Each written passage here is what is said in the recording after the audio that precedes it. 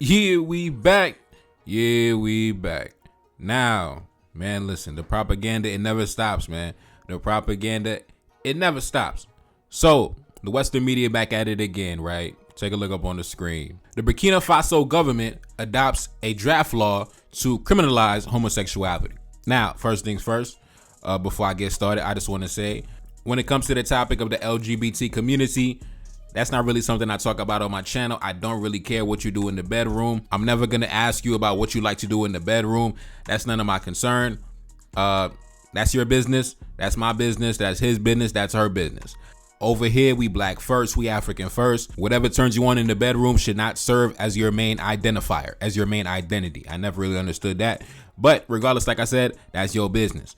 Now, let's get into this story right here. The timing of it is interesting to me because it comes right after the summit, the first ever summit for the Alliance of Sahelian States, and some legendary speeches, man, that Ibrahim Traore been making in the past couple weeks. But I haven't seen the Western media report on any of these speeches, any of these statements that he made. When he spoke about how the Western nations refuse to sell weapons to any of the 3 nations in the Sahel that are currently fighting terrorism, even though they claim to be our allies. He also spoke about how these same nations who refuse to sell us weapons will go out of their way to sabotage the delivery of other weapons coming from other nations. He spoke about how he wants to transform the Burkina Faso military into the most powerful military in the entire sub-region. He also took direct shots at neighboring countries like Benin and Ivory Coast for serving as collaborators for Western interests by allowing foreign military bases to be placed inside their countries. And of course, I did videos on each of these subjects, but I was so surprised, man, when I looked around and I seen not a single Western publication, not a single mainstream media publication made a single mention about any of these statements that he made. You could have made a headline on each of these statements, which leads me to believe that, as I said before, there is clearly a propaganda campaign going on. Whenever there's a big terrorist attack, they first on the scene. They got the article out within hours. But whenever the terrorists get destroyed and vanquished, and the territory gets retaken back by the government, I don't see any articles made. Whenever a town is liberated and the terrorists are destroyed and the people are able to return back to their villages, I don't see any articles made. I don't see any mention made in the media. Man, but listen, we're getting off topic, man. We're getting off topic. Let's get back to this headline. The Burkina Faso government adopts a draft law to criminalize homosexuality. Now, like I said before, the only thing they're talking about in the Western media is some alleged draft law to criminalize LGBT. Wow, man, the propaganda is crazy. Let's jump into the article, man. Take a look up on the screen. The military government that seized power in Burkina Faso less than 2 years ago announced a law Wednesday criminalizing homosexuality. For the law to come into force, it will need to pass a parliamentary vote and then be promulgated by Traore. Now, these folks in these mainstream media publications done ran several articles talking about this proposed law. It's not even on the books yet. It was simply proposed by a random lawyer. Actually, not a random. It was actually by the Minister of Justice, but it wasn't proposed by the president, Ibrahim Traore himself. But they put his face on an article talking about he criminalizing homosexuality.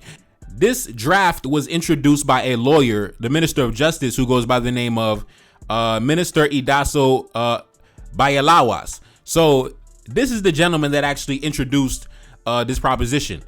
It's not even on the books yet, right? But the way they're framing the narrative is that Ibrahim Traore and other high-ranking members of the military woke up on a random Wednesday and signed this law onto the books. When in reality, he don't got nothing to do with this. He probably heard about it the same time we did.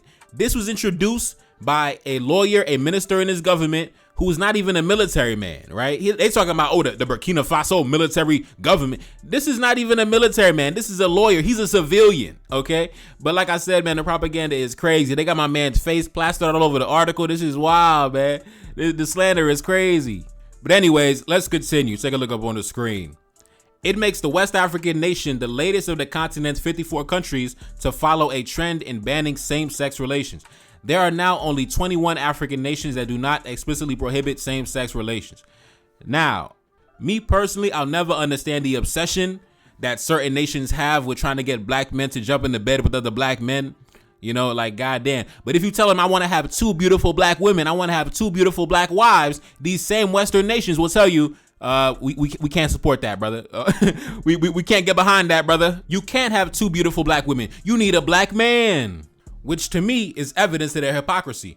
Because if you're willing to outlaw and push back against something that me and my forefathers have been doing for thousands of years, but then you want to impose your cultural values and the things you're doing over there in Europe and the streets of America, then you're not really functioning as the symbol of freedom and tolerance that you proclaim yourself to be. If you believe that black men should be with other men, then you also should have no problem with a black man wanting to have 2 or 3 wives. But it's funny to me, these same Western nations, they don't have the same level of tolerance when it comes to a black man wanting to be with 2 or 3 beautiful black women. But if a black man wants to be with a black man or a white man or whatever type of man, they open their arms and they clapping and cheering. So to me, it always seemed funny style to me. It always seemed funny. I never understood that. Another reason you know that this is simply propaganda and a slander campaign is that it's funny. There are other African nations that also do not have a friendly view on LGBT. But the United States doesn't have any problem with those nations, right? The Western powers don't have any problem with those nations, right? For example, you take Kenya, for example. I believe Kenya is not open to homosexuality, right? But take a look up on the screen. That didn't stop Joe Biden from inviting President William Ruto to the White House to have a couple drinks and have dinner. So really, what is really the issue? What is the real issue? I believe if you go to Nigeria, I don't believe that homosexuality is accepted in Nigerian society, but that didn't stop President Emmanuel Macron from inviting President Tinubu to the Elysee Palace. You know, President Tinubu, the first English-speaking Elysee boy. So as you can see, the rights of the LGBT is not any of their concern as long as you're willing to play ball and acquiesce to their interests, right? Now, if you ask me, the reason why this headline is coming out, especially on the heels of the first ever summit for the Alliance of Sahelian States, is to decrease support and decrease the solidarity that these brothers have coming out of the diaspora, coming out of the blacks from the West. Because the blacks living in the Western nations, let's be honest, if you're a black man or woman living in the Western nations, you born and raised in the West, you're gonna have some cultural, you're gonna embrace some cultural values of the West. And part of that is the LGBT, right? We know a good chunk of the blacks living in the West, the black man be kissing on men, the black women be kissing on women. So they know that this headline being plastered all over the airwaves is going to decrease support amongst certain blacks living in the West who may have supported them before, but once they see this headline, they're gonna be like, oh man, I can't get down with them no more. I can't rock with them no more. They tried to do it a few months back. They said, oh man, he's killing innocent civilians. He's killing innocent civilians. He's genociding his citizens. Oh my God, ring the alarm, right? That didn't really work. That was debunked. They tried to say, these men are trampling on the dignity of democracy. That didn't really work because we could understand that democracy, that whole democracy tagline, man, that shit has been destroyed. We destroyed that. Nobody takes that seriously anymore. Anytime some white man comes around talking about we need to establish and uphold democracy, everybody start laughing now. That has no credibility anymore. So now they're coming around. Now they talking about, oh my God, they're persecuting the LGBT. Meanwhile, let's be honest. When has the LGBT lifestyle ever been embraced in black society, in black nations? When has that ever been the case? Come on now. Like, we should understand that. We should just accept the cultural differences at this point. We should just understand there's never going to be pride parades all over across the continent. That's never going to happen. There's never going to be an era where the LGBT is so widely accepted across the continent, across black society, where there's going to be, gay pride parades happening in Abuja, in Accra, in Bamako, in Dakar, in Lomé, in Niamey. It's never going to happen, bro. It's never going to happen. African society, black society in general is very socially conservative. If you want to live that lifestyle to your fullest capability, come to the Western nations, man. Come to San Francisco, come to New York, come to Paris, come to Europe. Come to all the white man countries. You want to be a black man and kiss another man? Come to the white man's countries and live your life, bro. Live your life, man. You want to wear high heels and stockings and fishnets? Man, listen, come to the white man's countries, bro. They got you. They got you. But like I said, this is all propaganda. This is all slander. They don't give a damn about LGBT rights. This is all about a slander campaign to delegitimize an administration that they view as adversarial to their interests. That's it, and that's all. And it's always funny when the United States tries to wag their finger and lecture African nations on accepting the LGBT lifestyle, when the United States themselves in the past, 10, 12, 15 years, just now started to accept the LGBT lifestyle within this generation, within my lifetime, right? Within my lifetime. If you go back a few decades, the United States classified the LGBT lifestyle as a mental disorder, as a mental disease. But now they become the beacons of righteousness to wag their finger at the black man. Listen, man, sit your ass down, brother. Sit your ass down. Because when President Truman and President Eisenhower and President John F. Kennedy and President Lyndon B. Johnson and President Nixon and President Gerald Ford and President Jimmy Carter had those anti-LGBT laws on the books, y'all didn't slander those men. Y'all didn't disrespect those men. Y'all didn't call those men anti-democratic. Y'all didn't call those men homophobic. Y'all didn't call those men authoritarian. Y'all didn't call those men human rights violators. No. Even now, looking back on their legacy, you still don't disrespect those men. You still don't slander those men, even though they had the exact same stance. In fact, you could say they even had a harsher stance. But when you look back on their legacy, that is never mentioned. When you talk about President Truman, you talk about how he's a formidable leader who led the United States to victory in World War II. You talk about President Eisenhower, you talking about economic prosperity. When you talk about JFK, you talking about the space race, you talking about going to the moon. You talk about Lyndon B. Johnson, you talking about the civil rights legislation. But all of these men had policy on the books that was anti-LGBT. But y'all hold those men in honor and esteem and respect. So stop the hypocrisy. Stop the nonsense, bro. I swear to God. Y'all just started embracing the LGBT back in like 2010. Now you want to wag your finger at the black man. Bro, sit down, bro. Matter of fact, take a look up on the screen. The Lavender Scare was a moral panic about homosexuals in the United States government, which led to their mass dismissal from government service during the mid-20th century. Now, I believe this happened, I could be mistaken, but I think this happened under President Truman, right? So, listen, I sat in U.S. history class my entire life, and I've never seen them disrespect President Harry Truman. I've never seen them take shots at President Harry Truman. They show that man honor and respect. They uphold his legacy as an honorable legacy. But now, man, stop. Look, bro, I'm not trying to hear it, man. I'm not trying to hear it. The bill is not even on the books yet. Y'all sitting there bringing out headlines, man, stop. Stop the propaganda, man. Stop the propaganda. Anyways, let's get back into it. Take a look up on the screen. One United States defense official told CBS News the United States has a long-standing relationship with all three of the Sahel Alliance countries, and that while the current situation is less than ideal, the United States is in it for the long haul because both the region and the entire continent are too important for American interests to ignore. Wow. That reminds me, man. Every time I see things like that, it reminds me. You got goofies like Tariq Nasheed trying to undermine the link between the diaspora and the continent. Meanwhile, you got white men with no connection to the continent at all talking about we in it for the long haul. Our interests are on the line. Bro, yo, they talking about our birthright. They talking about our birthright is connected to their interests. Random white men who have no connection to the continent. Meanwhile, you got black men like Tariq Nasheed trying to undermine that connection. Man, listen, bro. Listen, man. We getting off topic, man. Let's continue. That reminds me of that meeting at the Senate, I believe, when General Michael Langley, the commander of AFRICOM, was speaking to the senators in regards to American interests on the African continent. I'm going to run that footage back because I think it's appropriate. I think it kind of explains why they're going so hard trying to slander these administrations and get them back in line. Anyway, let's continue. Run the footage.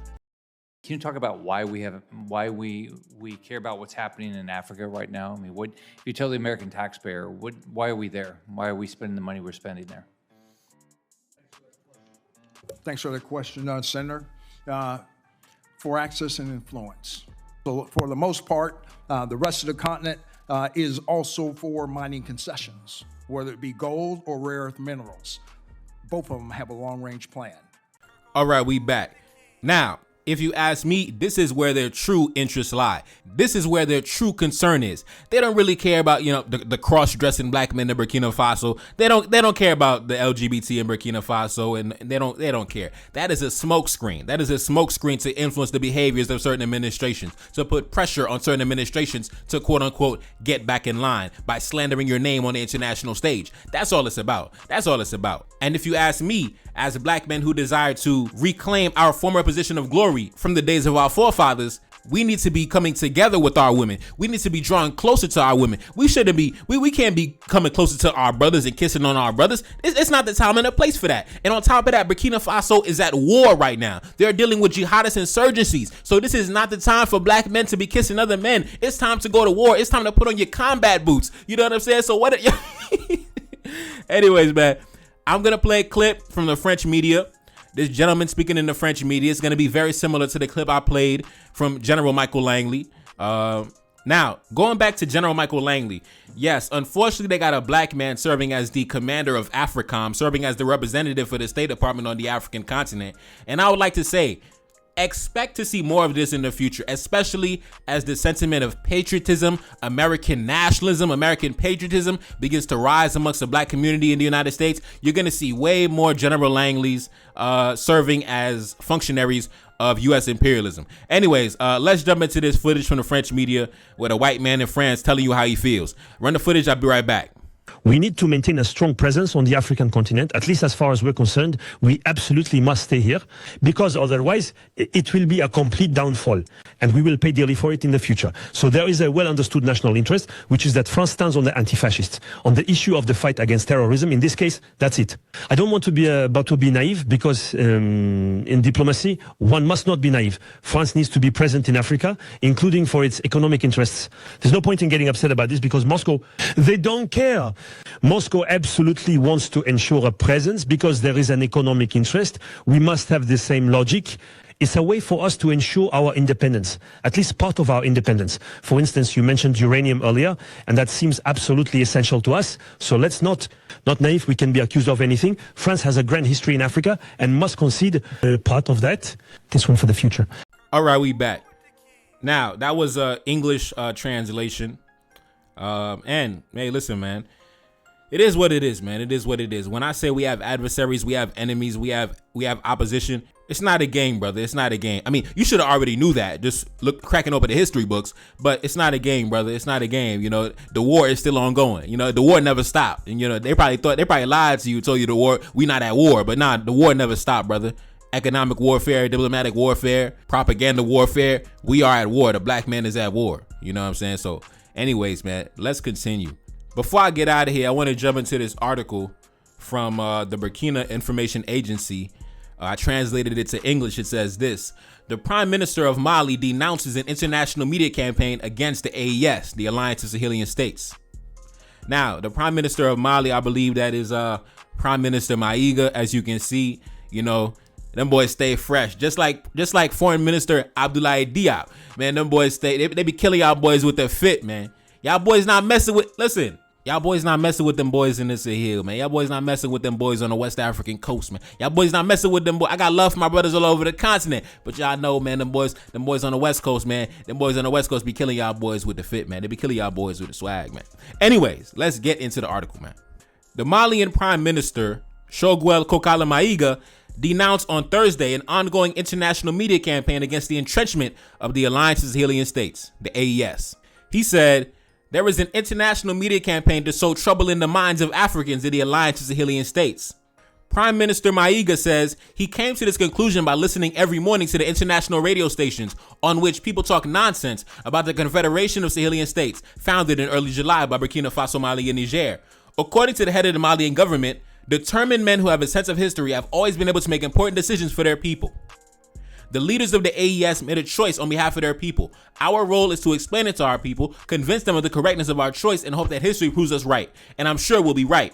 If history shows us the opposite, the people will draw conclusions. First, there was Mali, where a military coup toppled the government in August 2021. Then Burkina Faso fell to military rulers in September 2022. Niger's government was overthrown by generals in July 2023. The three countries have a considerable amount in common.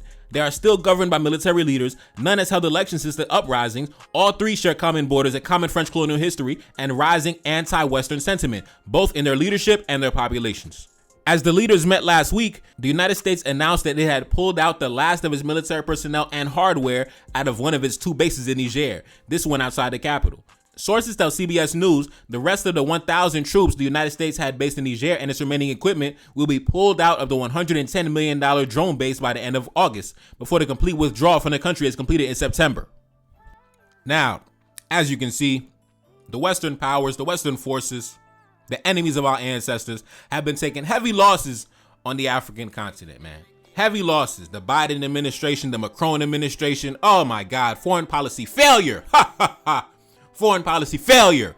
And now they're bringing out all the stops, man. They're bringing out all the stops. Now they talking about, now they're ringing the alarm for the LGBT. Oh my God. the human rights. They're violating the human rights of the LGBT. Man, listen, I can tell y'all boys stressed out. What's next? Okay, you running out of slander. You're running out of slander. At first it was, oh my God, he's genociding his citizens. We debunked that. We throw that in the trash, right? Oh my God, he's kidnapping oh my God, he's violating human rights. He's violating democracy. We debunked that. Threw that in the trash. Oh my God, he's violating the LGBT. We debunked that. Threw that in the trash. What's next, bro? What's next? You running out of slander, bro. You throwing everything at the wall, finding what sticks.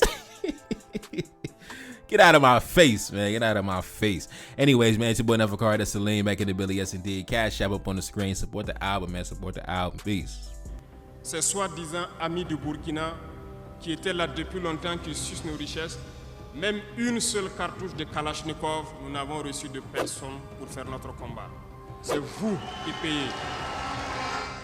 Je vous le disais tantôt, certaines puissances ont refusé de nous vendre les équipements, ont bloqué les équipements que nous avons achetés dans certains pays parce qu'ils ont la licence de certains composants. Et ces puissances exploitent des minerais au Burkina Faso. Je le dis ici, haut et fort et solennellement. Ça va s'arrêter. Nous allons retirer des permis d'exploitation. Nous n'allons pas permettre cela. Vous ne pouvez pas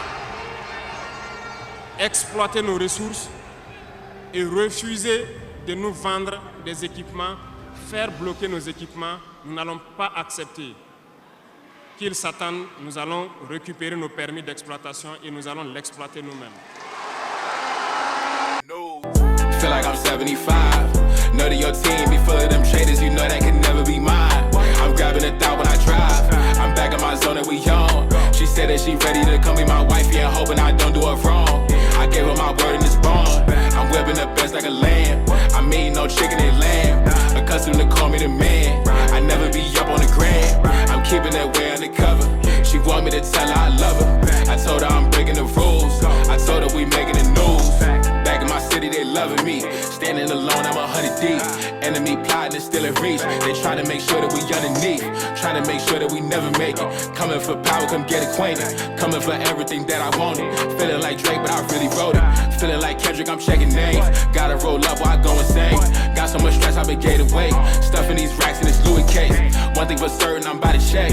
Keep it 100 and nothing less. Stick with the family since day one. Had to stay down till my day come. Had to stay down, but I'm never patient. Hop on the mic and I'm motivated. Hop on the mic and I drop a classic. Haters can't see me, they copping glasses. Back in the studio making magic.